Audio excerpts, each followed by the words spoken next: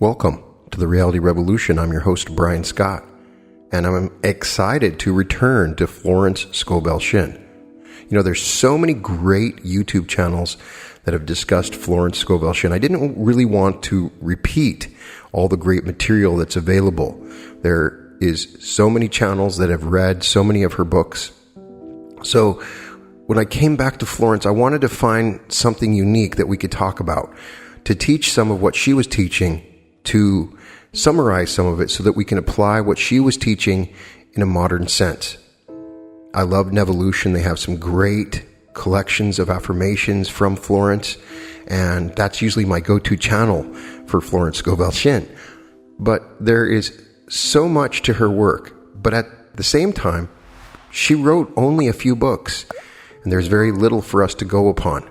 Her words were so powerful that she changed the world in many ways, and her affirmations are amazing. So after doing a thorough reading of all of her books over the weekend, I came to the conclusion that real running through line beside the power of the word and using affirmations is intuition. She mentions it in every book all the time and explains intuition in a unique way. Check out my previous episodes. I have an episode on intuition and a recent episode on how to follow your hunches. In many ways, I think that reality creation comes down to following your intuition. Once you start to visualize or use your imagination, the next step is bringing this into actualization. And it's all about following your intuition. How do you know what is your intuition in just your reasoning mind? Florence Scovel Shinn tries to explain that and teaches how to use intuition very well. In her book, The Game of Life and How to Play It, and in her book, The Secret Door to Success, she covers this. She has a ton of great affirmations. We're going to go over all of those. And in the future, I'll definitely create a meditation on just her affirmations, but we're going to talk about intuition in particular. And once you listen to this episode, you can always go to the very end and just listen to the affirmations. They are amazing. She has a unique way of wording these affirmations, but reading her material helps really cement what these affirmations are talking about. She really starts to talk about intuition very specifically in her first book, The Game of Life and How to Play It, with a chapter on intuition or guidance. She begins by saying, "In all thy ways acknowledge him, and he shall direct thy paths." There is nothing too great of accomplishment for the man who knows the power of his word and who follows his intuitive leads. By the word he starts in action unseen forces and can rebuild his body or remold his affairs. It is therefore of the utmost importance to choose the right words, and the student carefully selects the affirmation he wishes to catapult into the invisible. He knows that God is his supply, that there is a supply for every demand, and that his spoken word releases this supply. Ask and ye shall receive. Man must make the first move. Draw nigh to God, and he will draw nigh to you. I have often been asked just how to make a demonstration. I reply, speak the word, and then do not do anything until you get a definite lead. Demand the lead, saying, "Infinite Spirit, reveal to me the way. Let me know if there is anything for me to do." The answer will come through intuition or hunch, a chance remark from someone or a passage in a book, etc. The answers are sometimes quite startling in their exactness. For example, a woman desired a large sum of money. She spoke the words, "Infinite Spirit, open the way for my immediate supply.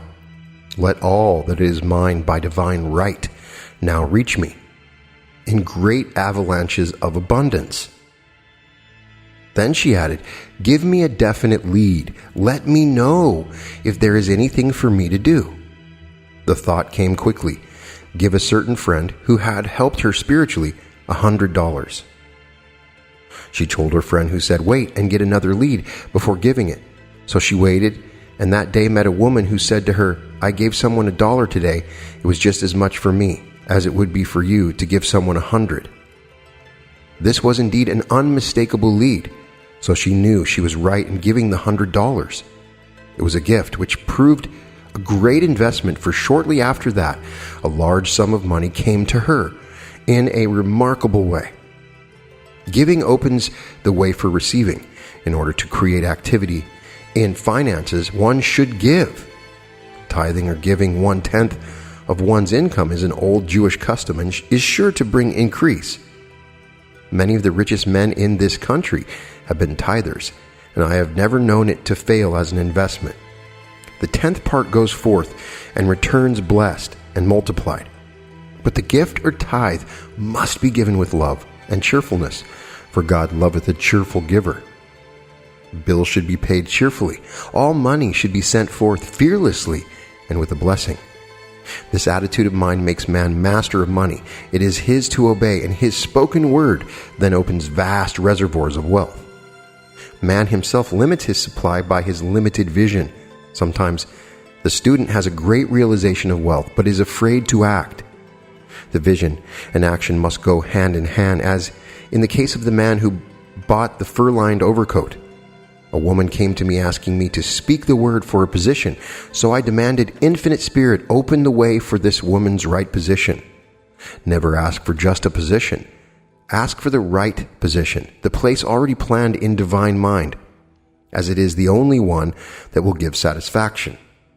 I then gave thanks that she had already received and that it would manifest quickly. Very soon she had 3 positions offered her, 2 in New York and 1 in Palm Beach, and she did not know which to choose. I said, ask for a definite lead.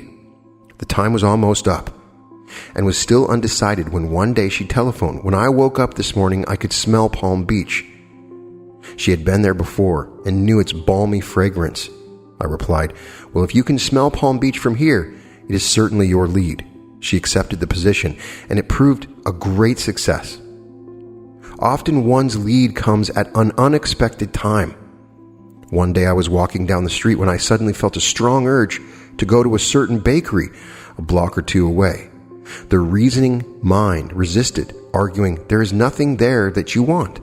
However, I had learned not to reason. So I went to the bakery, looked at everything, and there was certainly nothing there that I wanted. But coming out, I encountered a woman I had thought of often, and who was in great need of the help which I could give her. So often one goes for one thing and finds another. Intuition is a spiritual faculty and does not explain, but simply points the way. A person often receives a lead during a treatment. The idea that comes may seem quite irrelevant, but some of God's leadings are mysterious. In the class, one day, I was treating that each individual would receive a definite lead.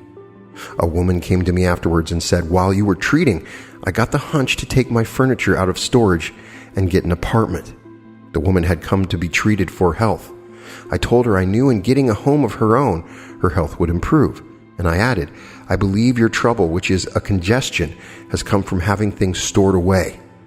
Congestion of things causes congestion in the body. You have violated the law of use, and your body is paying the penalty.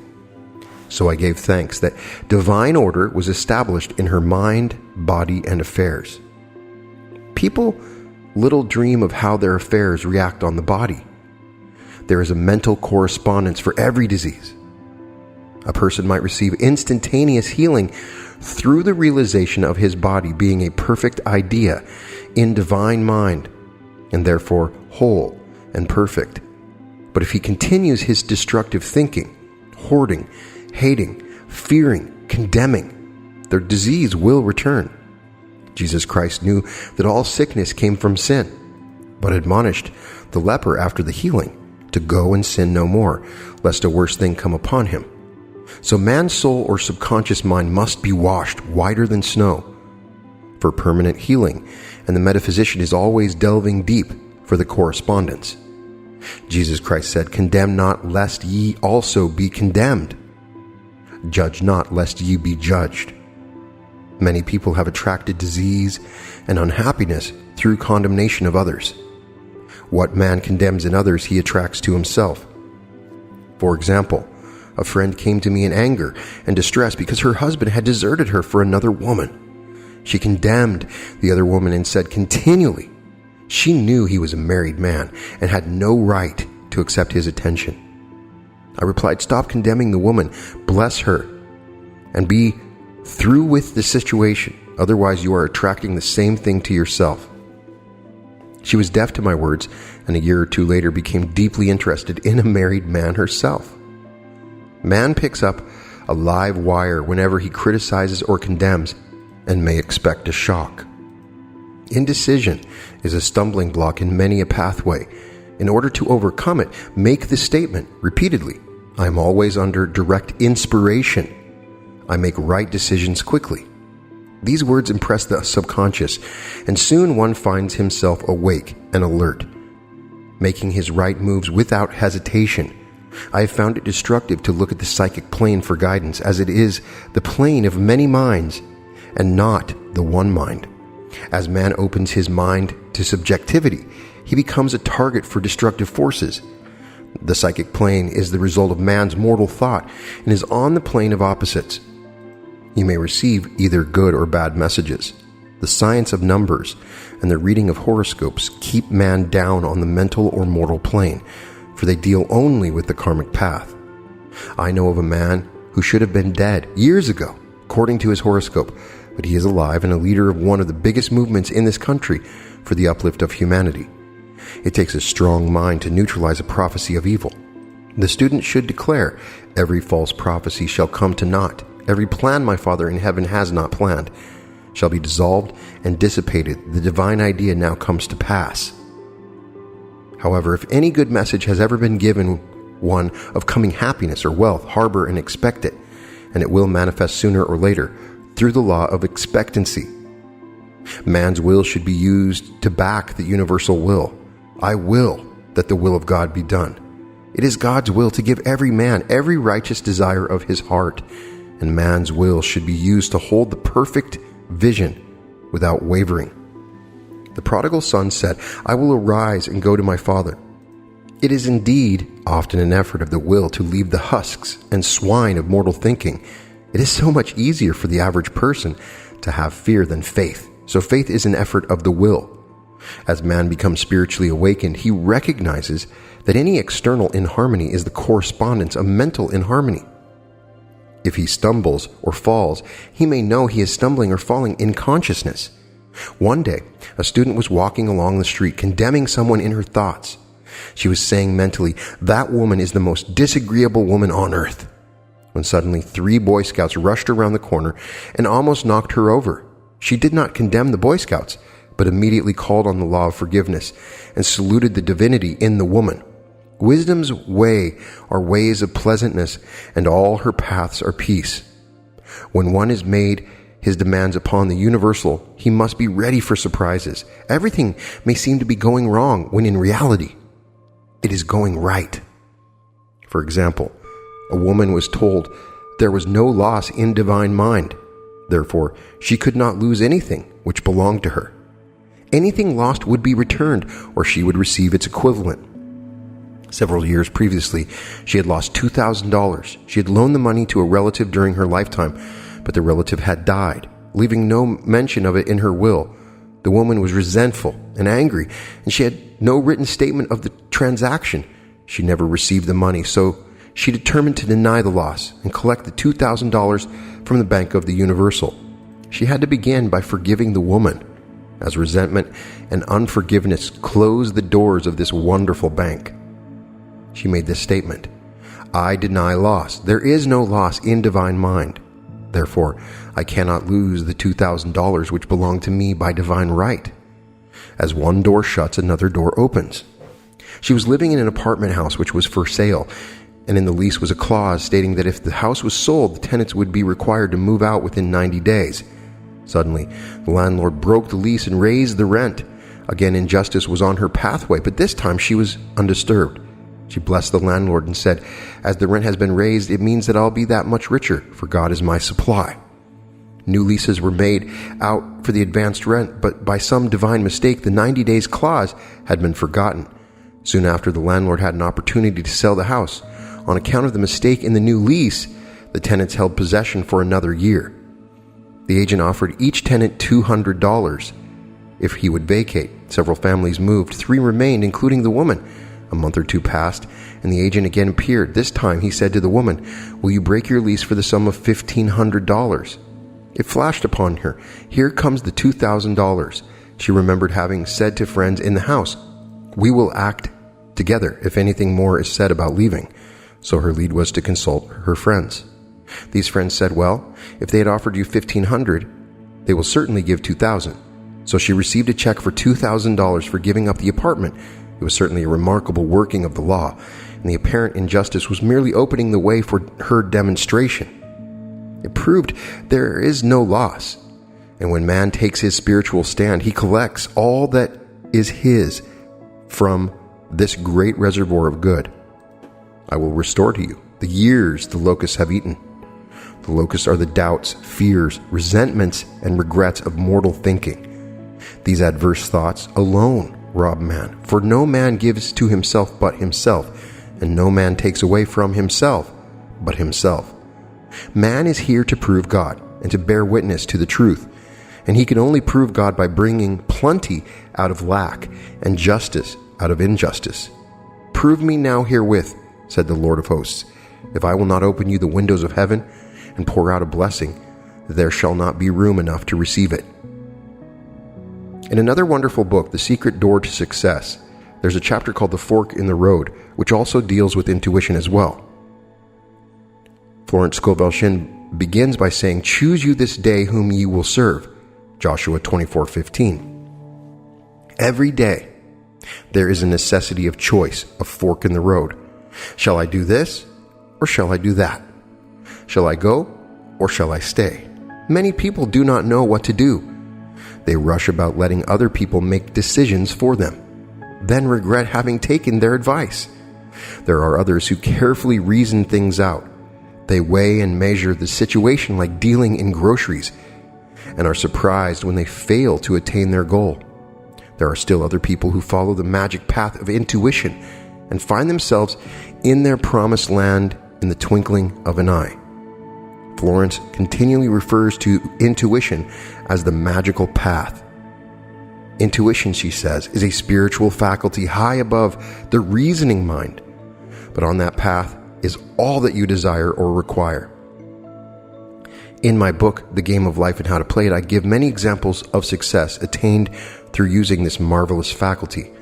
I say also that prayer is telephoning to God, and intuition is God telephoning to you. So choose ye this day to follow the magic path of intuition. In my question and answer classes, I tell you how to cultivate intuition. In most people, it is a faculty which has remained dormant. So we say, "Awake thou that sleepeth. Wake up to your leads and hunches. Wake up to your divinity within." Claude Bragdon said, "To live intuitively is to live fourth-dimensionally." Now, is it necessary for you to make a decision? You face a fork in the road. Ask for definite, unmistakable lead, and you will receive it. We find many events to interpret metaphysically in the book of Joshua. After the death of Moses, the divine command came to Joshua, "Now therefore arise, go over to Jordan, thou and all thy people, unto the land which I do give to them. Every place the sole of your feet shall tread upon, to you have I given it."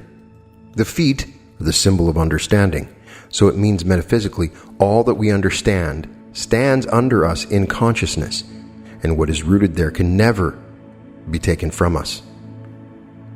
For the Bible goes on to say, "There shall not any man be able to stand before thee all the days of thy life. I will not fail thee, nor forsake thee. Only be thou strong and very courageous, that thou mayest observe to do according to all the law, which Moses my servant commanded thee. Turn not from it to the right hand or to the left, that thou mayest prosper whithersoever thou goest."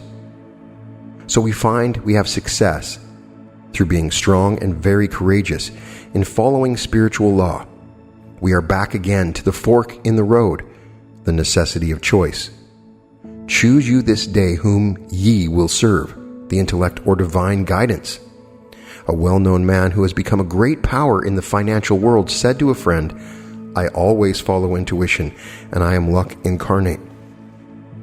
Inspiration, which is divine guidance, is the most important thing in life.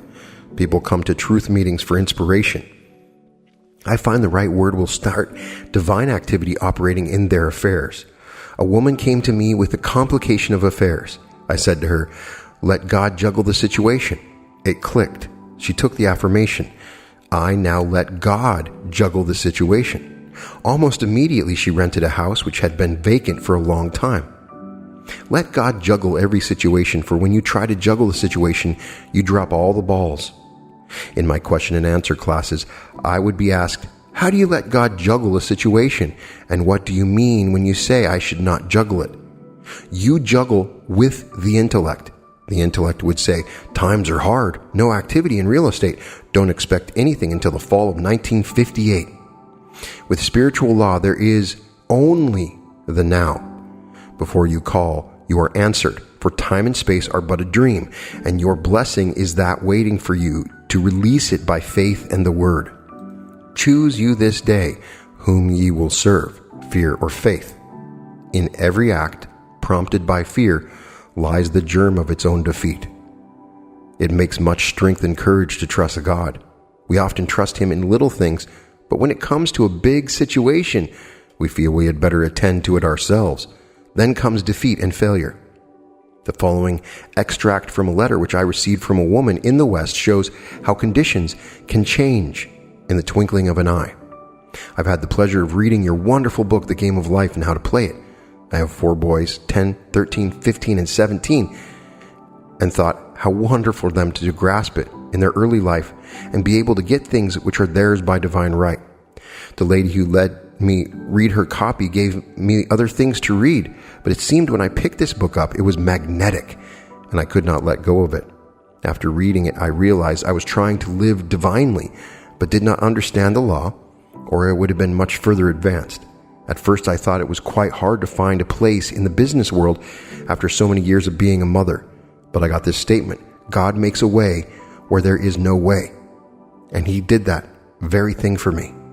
I'm grateful for my position and smile when people say, how do you do it?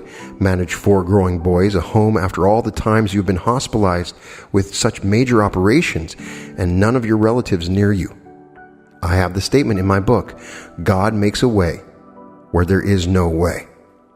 God made a way for her in business when all her friends said it couldn't be done. The average person will tell you almost anything can't be done. I had an example of this the other day. In a shop, I found a delightful little silver drippolator, which would make just 1 cup of anything. I showed it to some friends with enthusiasm, thinking it was so very cute, and one said, it will never work. The other said, if it belonged to me, I'd throw it away. I stood up for the little drippolator and said I knew it would work, which it did. My friends were simply typical of the average person who says it can't be done. Follow the path of wisdom and understanding, and turn not from it to the right hand or to the left, that thou mayest prosper whithersoever thou goest. In the 13th verse of the 24th chapter of Joshua, we read a remarkable statement. And I have given you a land for which ye did not labor, and cities which ye built not, and ye dwell in them. Of the vineyards and olive yards which ye planted not, do ye eat. This shows that man cannot earn anything. His blessings come as gifts, gifts lest any man shall boast. With the realization of wealth, we receive the gift of wealth. With the realization of success, we receive the gift of success, for success and abundance are states of mind. For it is the Lord our God, He it is that brought us up and our fathers out of the land of Egypt, out of the house of bondage. The land of Egypt stands for darkness, the house of bondage, where man is a slave to his doubts and fears, and beliefs in lack and limitation, the results of having followed the wrong fork in the road. Misfortune is due to failure to stick to the things which Spirit has revealed through intuition. All big things have been accomplished by men who stuck to their big ideas. Henry Ford was past middle age when the idea of the Ford car came to him. He had great difficulty in raising the money. His friends thought it was a crazy idea. His father said to him tearfully, "Henry, Why do you give up a good $25 a week job in order to chase a crazy idea? But no one could rock Henry Ford's boat. So in order to come out of the land of Egypt, out of the house of bondage, we must make the right decisions. Follow the right fork in the road. Only be thou strong and very courageous, that thou mayest observe to do according to the law, which Moses my servant commanded thee. Turn not from it to the right hand, nor to the left, that thou mayest prosper whithersoever thou goest. So as we reach the fork in the road today, let us fearlessly follow the voice of intuition. The Bible calls it the still, small voice. There came a voice behind me saying, This is the way, walk ye in it. On this path is the good, already prepared for you. You will find the land for which ye did not labor, and cities which ye built not, and ye dwell in them. Of the vineyards and olive yards which ye planted not, do ye eat. I am divinely led. I follow the right fork in the road. God makes a way where there is no way. Besides those two chapters, Florence Scovel Shinn talks about intuition. So many different places, it's astonishing, giving multiple examples, and all of them are very informative. For example, Florence says a woman came to her one hot summer day for a treatment for prosperity. She was worn out, dejected, and discouraged. She said she possessed $8 in the world. I said, good. We'll bless the $8 and multiply them as Jesus Christ multiplied the loaves and the fishes. For he taught that every man had the power to bless and to multiply, to heal and to prosper. She said, what shall I do next? I replied, follow intuition. Have you a hunch to do anything or to go anywhere? Intuition means intuition, or to be taught from within. It is man's unerring guide. For example, I knew a man who wanted to buy a fur-lined overcoat. She mentions this earlier as an example. This is the story. He and his wife went to various shops, but there was none he wanted. He said they were all too cheap looking. At last he was shown one the salesman said was valued at $1,000, but which the manager would sell him for $500 as it was late in the season. His financial possessions amounted to about $700. The reasoning mind would have said, you can't afford to spend nearly all you have on a coat. But he was very intuitive and never reasoned. He turned to his wife and said, if I get this coat, I'll make a ton of money. So his wife consented, weakly. About a month later, he received $10,000 commission. The coat made him feel so rich. It linked him with success and prosperity. Without the coat, he would not have received the commission. It was an investment paying large dividends. In another chapter, she says, I'm asked so often the difference between visualizing and visioning. Visualizing is a mental process governed by the reasoning or conscious mind. Visioning is a spiritual process governed by intuition or the superconscious mind. The student should train his mind to receive these flashes of inspiration and work out the divine pictures through definite leads. When a man can say, I desire only that which God desires for me, his false desires fade from the consciousness, and a new set of blueprints is given him by the master architect, the God within.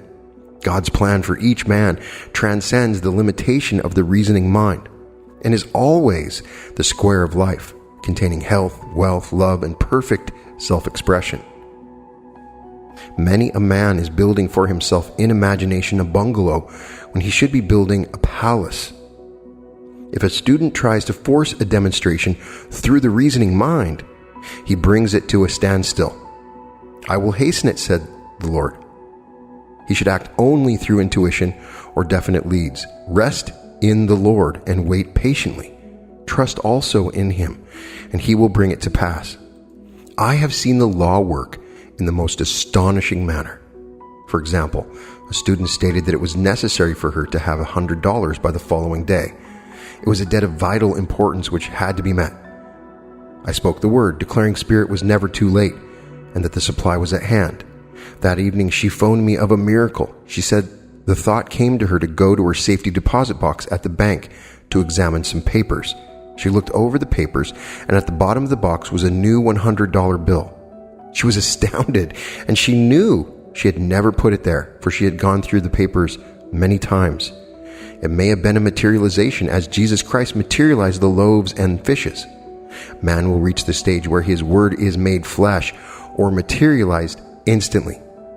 The fields, ripe with the harvest, will manifest immediately, as in all of the miracles of Jesus Christ. Never do today what intuition says to do tomorrow. The imagination is man's workshop, the scissors of the mind, where he is constantly cutting out the events of his life. The superconscious is the realm of inspiration, revelation, illumination, and intuition. Intuition is usually known as a hunch. I do not apologize for the word hunch anymore. It is now in Webster's latest dictionary. I had a hunch to look up hunch, and there it was. The superconscious is the realm of perfect ideas. The great genius captures his thoughts from the superconscious. Without the vision, imagination, my people perish. God's ways are ingenious. His methods are sure. A student wrote me the other day that she was using the statement, God's ways are ingenious. His methods are sure. A series of unexpected contacts brought about a situation she had been desiring. She looked with wonder at the working of the law. Our demonstrations usually come within a split second. All is timed with amazing accuracy in divine mind. My student left the taxi just as her friend stopped to enter. A second later, she would have hailed another taxi. Man's part is to be wide awake to his leads and hunches, for on the magic path of intuition is all that he desires or requires. It is a good thing to say when you think of your past success, happiness, or health. All losses come from your own vain imaginings. Fear of loss crept into your consciousness. You carried burdens and fought battles. You reasoned instead of sticking to the magic path of intuition. But in the twinkling of an eye, all will be restored to you. For as they say in the East, what Allah has given cannot be diminished. Now, to go back to the child's state of consciousness, you should be filled with wonder. But be careful not to live in your past childhood. Do not think how your good can be accomplished. Just give thanks that you have already received on the invisible plane. Therefore, the steps leading up to it are also secured. Be wide awake to your intuitive leads, and suddenly you find yourself in your promised land. I look with wonder at that which is before me. Hundreds of people choosing the wrong gifts because they were not listening to their intuitive leads. No matter what you are doing, ask for guidance. It saves time and energy and often a lifetime of misery. All suffering comes from the violation of intuition. Unless intuition builds the house, they labor in vain who build it. Get the habit of hunching.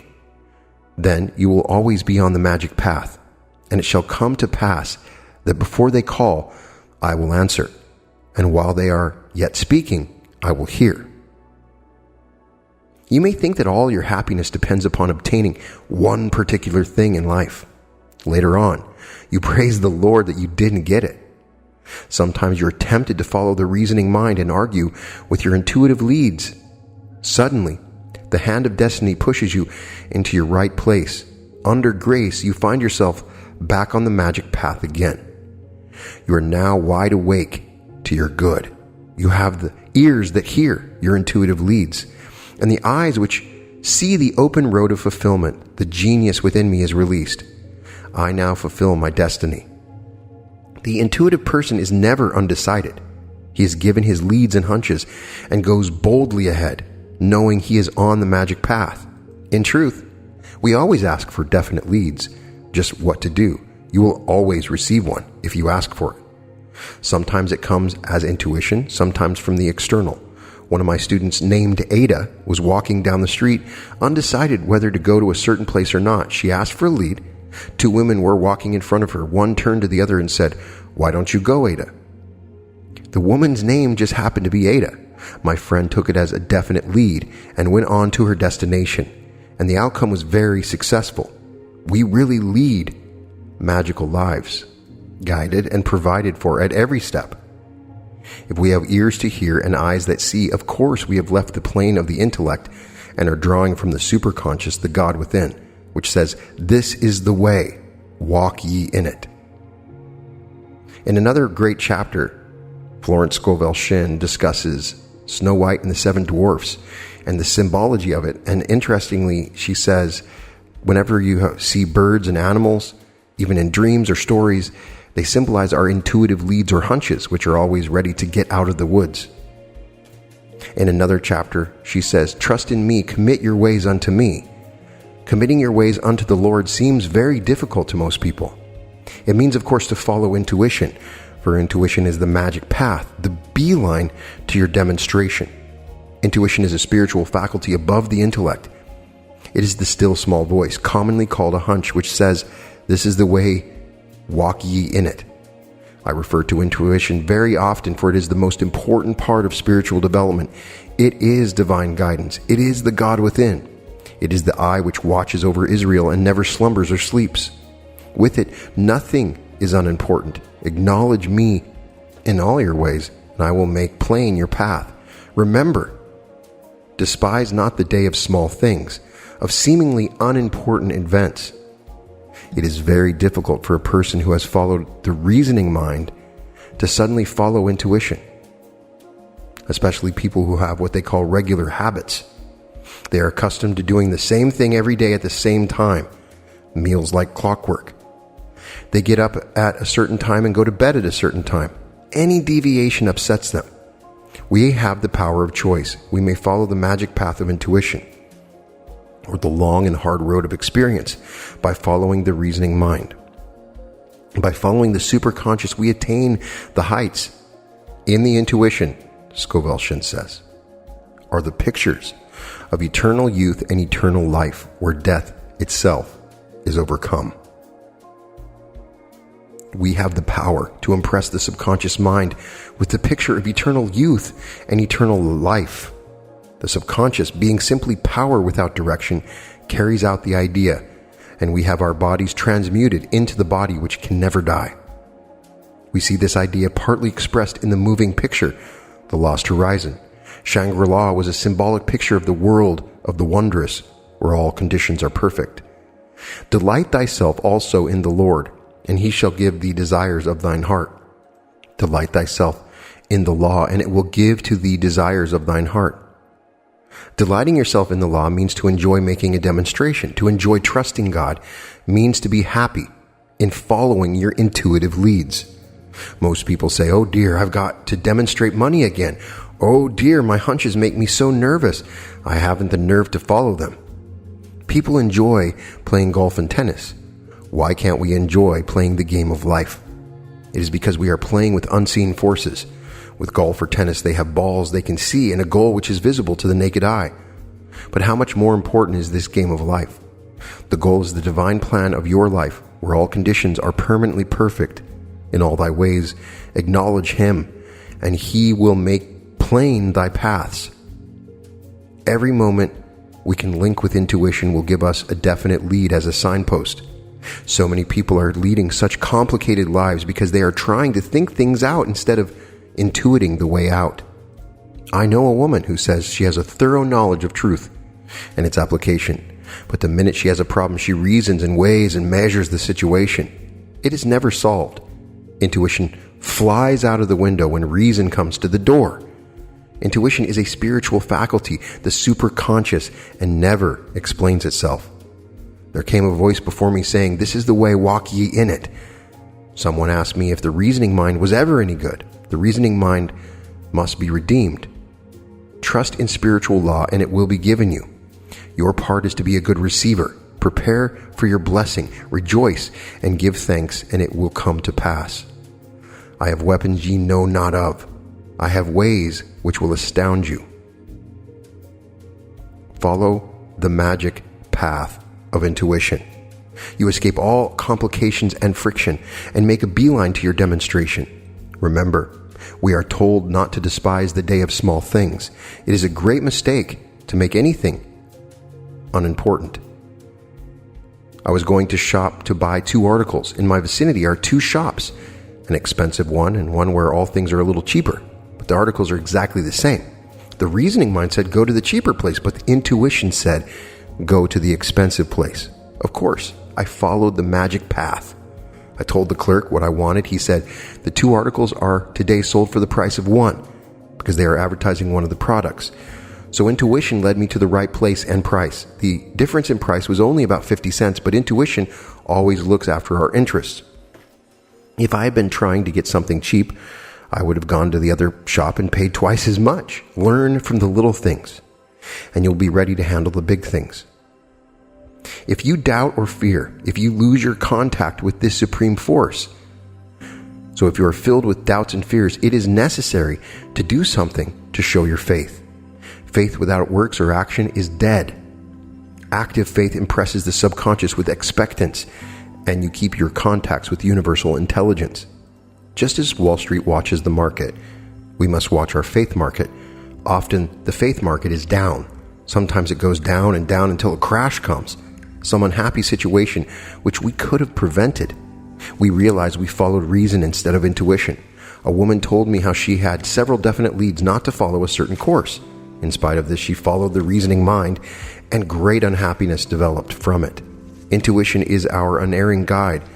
Practice following it in little things. Then you will trust it in big things. I have a friend who is very intuitive. She sometimes calls up and says, I have a hunch to call you up, so I thought I would find out what it is about. Invariably, I have some mission for her.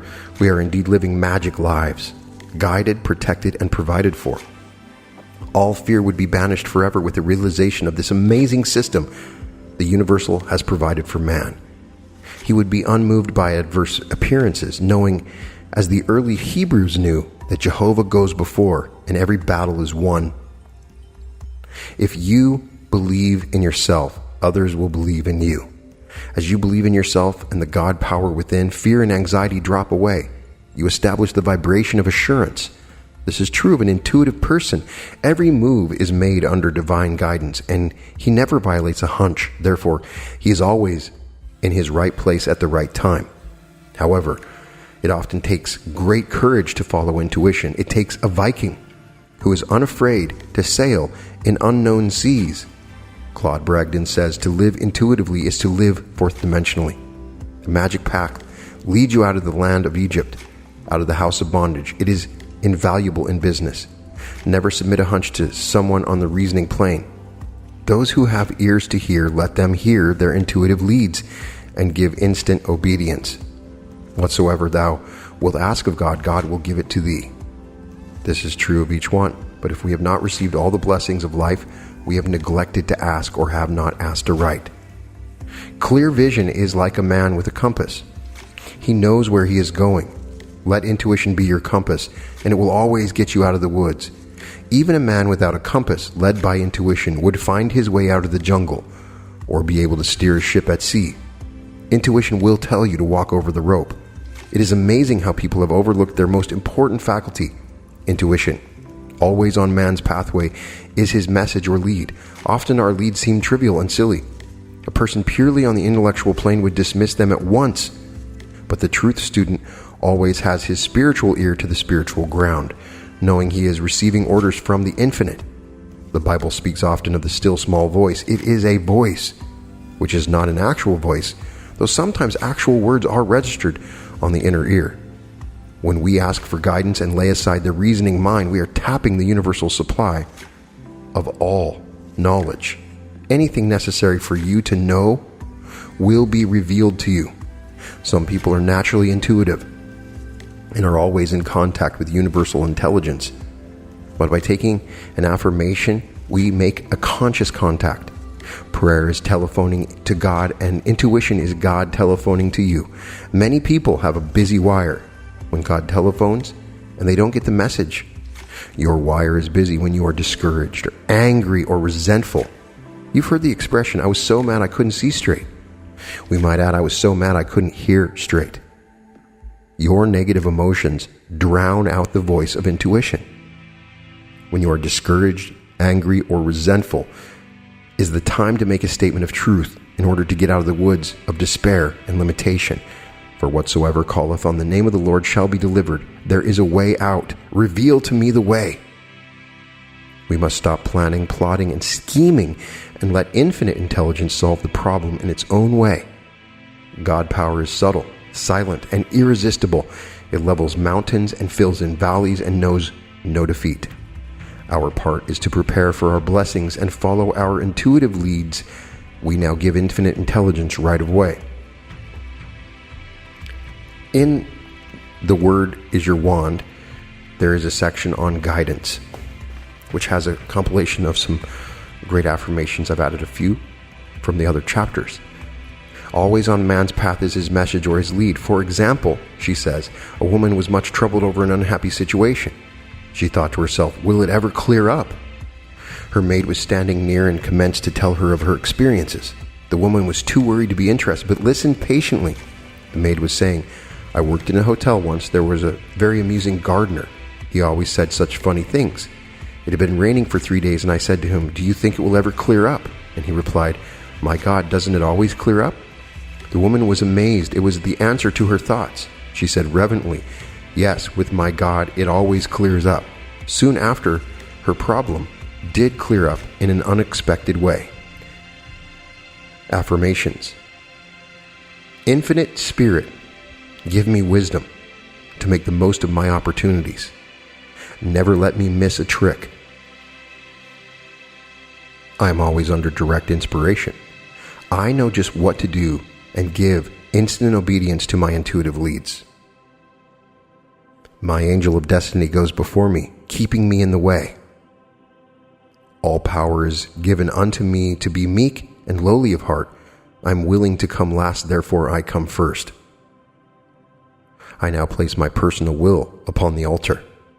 Your will, not my will. Your way, not my way. Your time, not my time. And in the twinkling of an eye, it is done. There are no mysteries in the kingdom. Whatever I should know will now be revealed to me under grace. I am a perfect, non-resistant instrument for God to work through, and His perfect plan for me now comes to pass in a magic way. For guidance, I am divinely sensitive to my intuitive leads and give instant obedience to Thy will. I follow the magic path of intuition and find myself in my promised land under grace.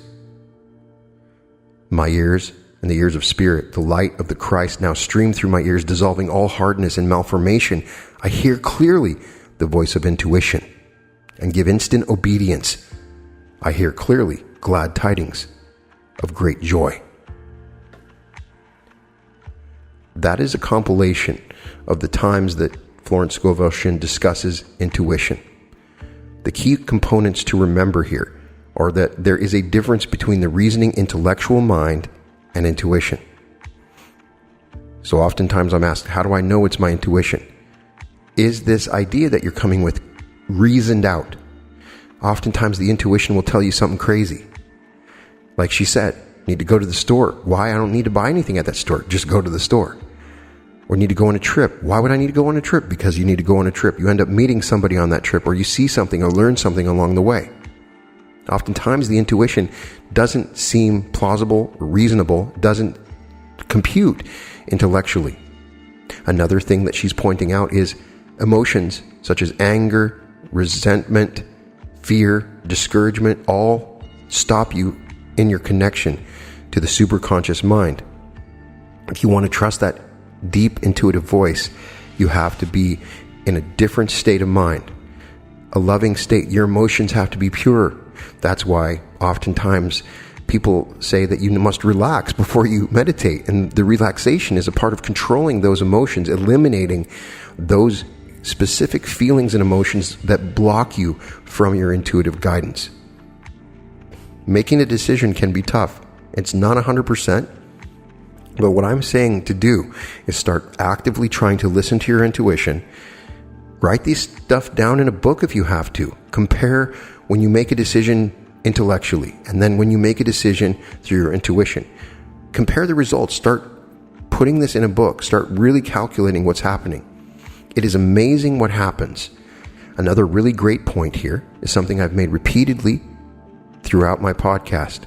In The Advantage of Obstacles by Orison Swett Marden, in the advantage method, where I talk about the advantage method as discussed in reality transurfing. And in my meditation, everything is working to your advantage. The idea is you might be going through something that's difficult, but it might turn out to be of great benefit to you. As she says, oftentimes unanswered prayers are the greatest things. Your intuition knows the truth, and so you may be going through a little bit of a hard time right now, but it may be because the protection that you're receiving from something much worse, you might be saving your life from it.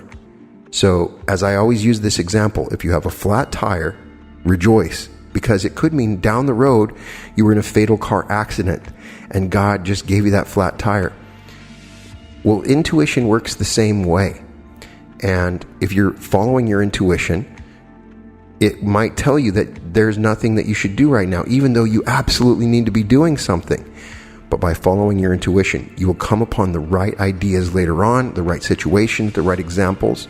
Listening to your hunches is the magical path that she is discussing. The magical path, the key if you want to unlock everything that Florence Scovel Shinn talks about. If it's finding love or prosperity or money, it's following the magical path of your intuition and really getting to know yourself. And when you do that, amazing things start to happen. Just understand that it's you. It's a very advanced computer that knows the future. It knows the space of variations around you. It knows all the possible realities that are occurring around you. And if you go and do that one thing, your intuition says, that's not going to be a good idea.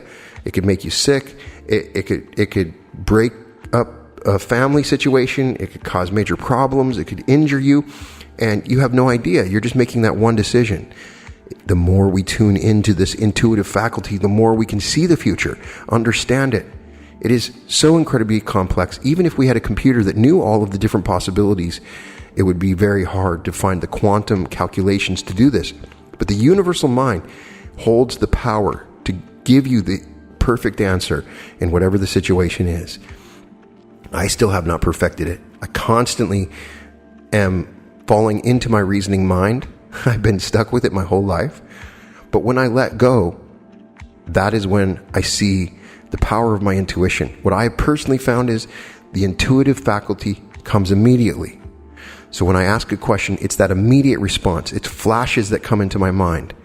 And I still need to learn. As an example that's given here, somebody listened to their intuitive mind when they smelled something in the morning. They didn't know where they were going to work, and they had smelled this Palm Beach where they had been before, and they knew that was a lead. Ask yourself for leads. Ask the divine in you. Call for the infinite intelligence to give you the lead, and then start looking for it. And as you do that, you're going to achieve amazing things, and it's going to push you on your path. And that's all I'm trying to do, is give you this inspiration, because it does help. It can change your life.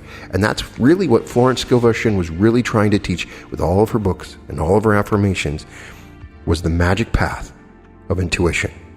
I would love to know some stories from you of how you followed your intuition. I love them all. Please put them in the comments. I want to share them on my podcast. If you have some amazing stories, let's talk about it. I'm going to be reading these comments. And so tell me the stories. Everybody needs to hear it. And it'll also help other people find this episode, because people need to learn to follow their intuition. It's one of the most important skills that we are never really taught in school. So put your stories about how you followed your intuition and how it worked out for you. My intuition saved my life. I listened to my intuition, and somebody shot at me and the bullet bounced off the back, because I had a situation where I shut a door when I shouldn't have. It would slow me down, running away from somebody that was trying to kill me in a home invasion. But that intuition told me if I did this, something good would happen, and it stopped the bullet.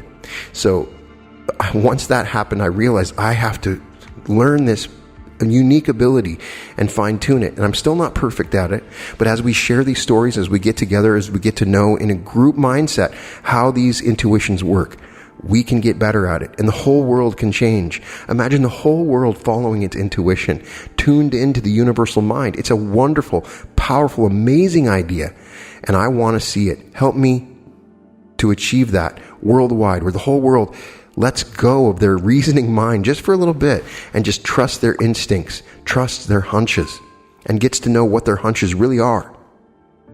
All episodes of The Reality Revolution can be found at therealityrevolution.com. And welcome to The Reality Revolution.